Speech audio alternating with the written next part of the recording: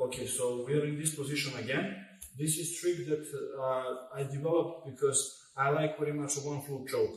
Most of you guys know already, it's that when he tries guillotine or we end up in this position for whatever reason, when he doesn't have both his legs around, or better to say, his legs around both of my legs, I just go up to here and go for a choke. It's hard, even on the medium level, to get him to do the guillotine from this position.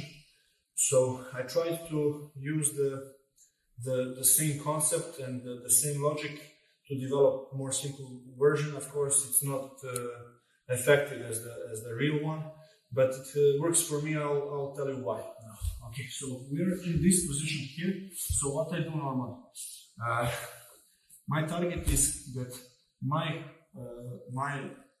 hand is following the line of his shoulders, so it's going straight under his neck, and at the end my wrist is bending like this.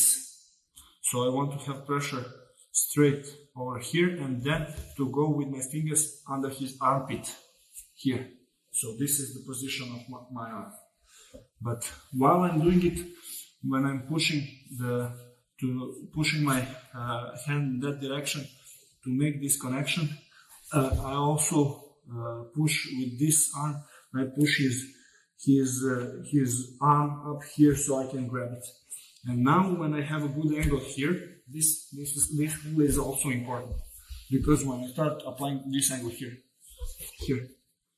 this angle here, when I start applying pressure on his neck, if this angle here is not good and he can find the space here, it's not good. It's not going to work. So I'm here. Look at how I set it up. So I hold his head, or I hold his arm while I'm holding his head. I also lifting his arm. I just go deep inside, grab it here, and then come back.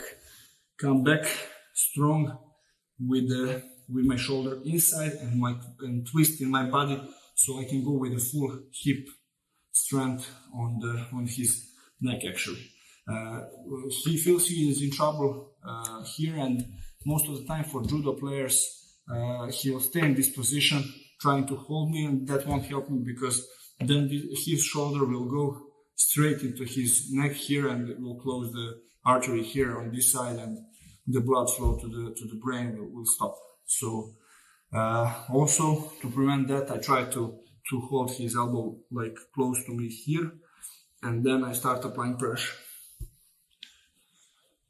This is very strong choke, but what is trick with this technique, it's very hard to defend. Once he feels that he is in danger, he just put his hand here, or just he needs to create a little bit of space, and he is out.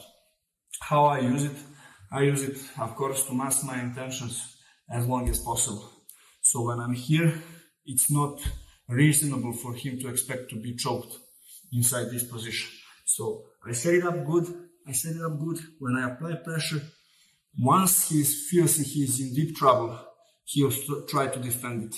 And when he starts trying to defend it, he will have only 2 to 3 seconds, okay? Because he's already in deep trouble. When he feels it and he puts his arm here, I just try to squeeze 1, 2, 3 seconds more, and sometimes he's trying to push me out of him, and it ends up with him tapping very fast. Okay, so that's why it's trick. He's not expecting that he will have trouble in that position, because it's open position, and I managed to find a good angle, apply very good pressure in that angle, and he starts to fall out. When he feels it, he goes into panic. He tries to defend it. If I catch a good timing and I'm able to just hold that position for 2-3 seconds more, he most of the time taps. Okay, so here, while I'm holding the head or straight triceps, here, deep, here, up. Shoulder cannot go on his head, of course, it needs to go on I need to find the right angle to go on his neck. Here, twist in the hips to put my all force into his neck here, and he is in a deep trouble.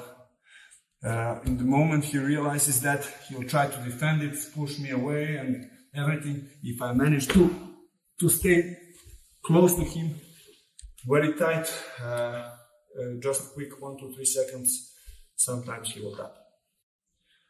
Now go